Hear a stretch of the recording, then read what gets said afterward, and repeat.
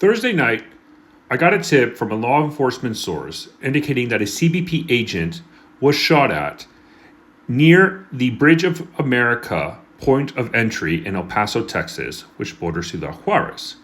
Subsequent reporting both from Mexican press and other smaller accounts in the United States confirms that in effect, a CBP agent was shot at, but as I highlighted in my report on Thursday, fortunately, the agent was not hit and was not injured.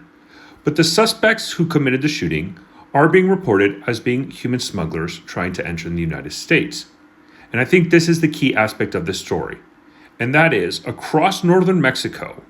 and specifically towns that are near the border with the United States, we've seen a significant increase in kidnapping, extortion, homicide, and violence after the Trump administration clamped down on border crossings, impacting human smuggling operations into the United States.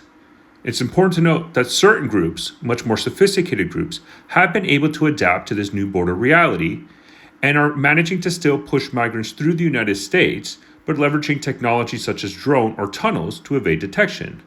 But the other groups, that, especially the newer ones, who really exploded during the Biden administration, haven't been really able to adjust to this new reality, and a lot of times they've now have shifted their focus on crimes focused on northern Mexico. But other groups are still trying to push migrants into the US and now are acting in much more violent manners to try to achieve this, just as the shooting on Thursday against a CBP agent demonstrates.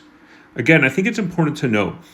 that now with the border being shut down and it's a lot harder for migrants to cross through, we are seeing increased level of violence. And now some of that violence from these human smugglers might be directed at federal law enforcement officials at the border, because in the end of the day, these groups are more focused on making money. And I think this is a very worrisome trend.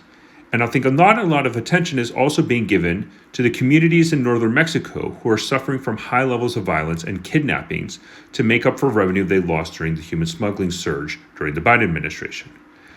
This is something that I think is very concerning for